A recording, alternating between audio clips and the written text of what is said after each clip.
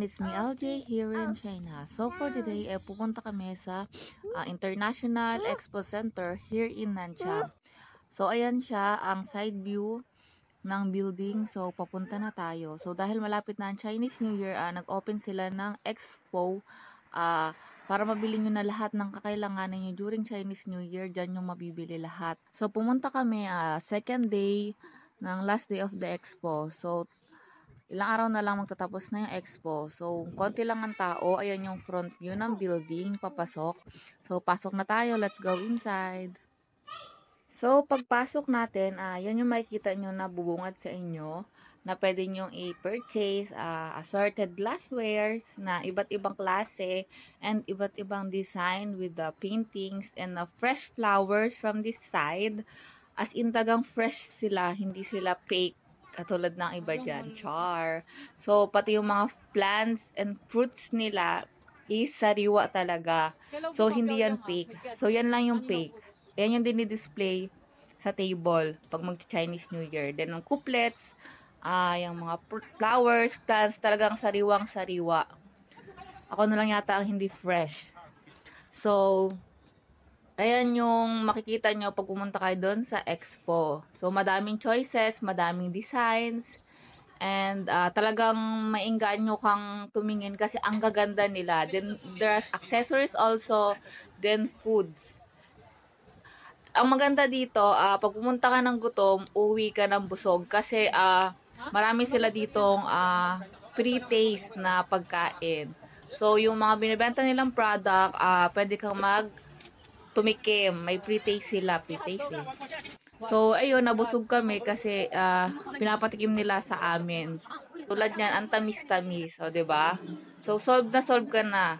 So, mabibili mo yung mga fruits na yan per box with a reasonable price. Then, meron din sila dito mga dried meat, fish, and seafoods. So, para sa atin tinapa, ganun yung process nila dyan. And, ayan, makikita nyo yung lahat ng klase ng mushrooms na alam nyo is nandyan. O, diba? So, pwede rin kayo mamili ng clothes for kids and adults. Meron din lang silang shoes and boots para sa malamig na panahon. So, you can visit here naman kung aabot pa kayo sa expo nila. So, lahat ng kailangan nyo is nandito, you can visit lang naman. So, nag-start sila nung January 26. So, ayan yung soy sauce nila na fermented. 'Di ba? Hinuburo nila yun. So, this side, ayan naman yung mga tinapang karne, then mga nuts. And then this side is yung mga carpets and lanterns, painting. So, ayan yung wood crafts nila. So, 'di ba, masyado silang talented for that. Pero tayo din naman mga Pinoy is talented, 'di ba? So, ayan, habang umiikot kami, nakita namin yung mga display ng alak. So, either i-display mo sila or inumin, it's up to you kasi ang ganda ng mga designs nila. And pricey lang nga lang. So, ayan, umikot pa kami ng umikot, nakita namin to. So, ang galing, 'di ba? Ang galing nila magsulat. Yung calligraphy nila is nakaka-amaze talaga. Kasi pag tinignan mo siya, akala mo madali, but it's not. I tried it, but ang hirap. Hindi siya ganun kaganda ang kalalabasan. Pero tignan nyo, parang pag nagsusulat siya, parang ang dali-dali lang. No? So, yan yung gagamitin na couplets for Chinese New Year. So, kung gusto nyo ng ganyan, pwede kayo magpagawa sa kanila. Then, after na nyan, nasulat na nila is, ipapatayo na nila yan doon sa likod para pwede nang ma-pick up ng customer.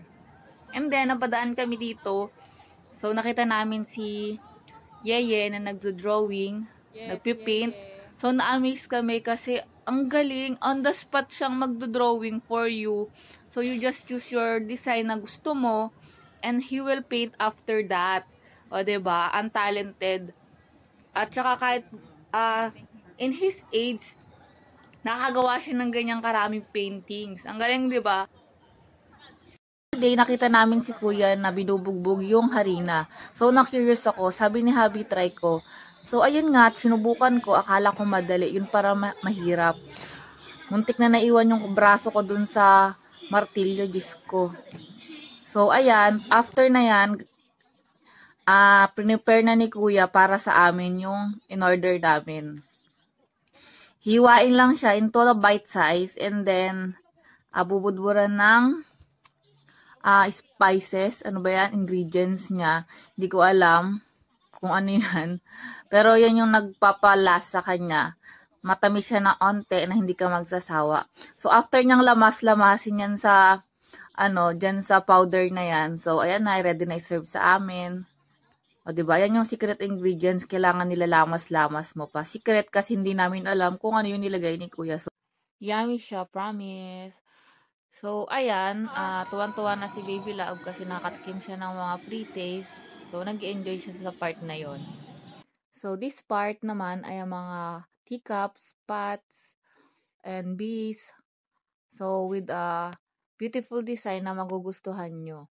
Na pwede nyo display sa bahay nyo kung mga mahilig kayong mag-decor and mahilig kayo sa mga kitchenware. So, dito meron din silang display. So, di ba ang gaganda nila. So, kung gusto mong yayamaning style, dito ka na lang sa mga items na made from jade.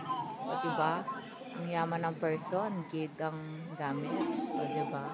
So, main reason talagang ba't kayo pumunta dito ay naghahanap kami ng orange tree kasi pinabibili kami ng mother-in-law ko. Kaya lang, naisip namin baka pagdating ng bahay, ubus na ang bunga dahil kay Cheng. Pero wala kami nakitang mga maliliit. So, ayan, yung makita yung lahat is not artificial. It's fresh. Just like this one, akala ko peke, pero totoo pala. Hindi ko alam kung anong totoo prutas siya. yan. Grabe. So, totoo yan, guys. Sariwang sariwa. Fresh siya, man. My God, fresh. And buhay na buhay talaga.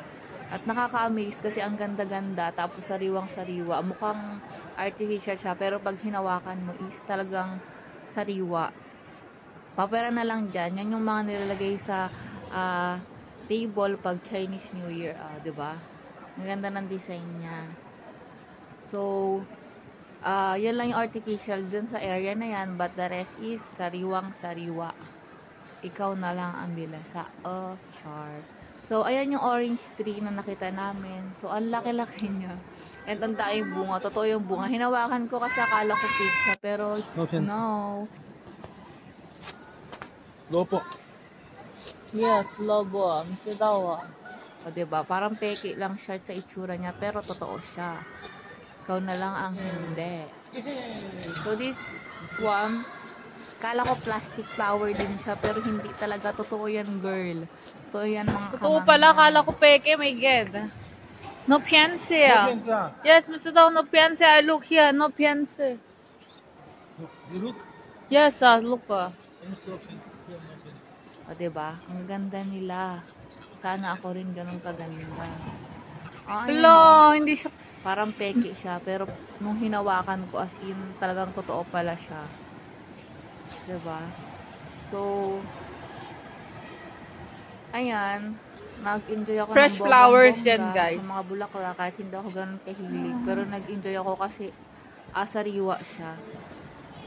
So, dito naman sa part na to is nakita ako ng tulips. Ewan ko kung Tulips?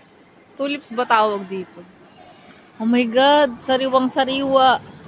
Ako na lang ata ang bilasa. My God.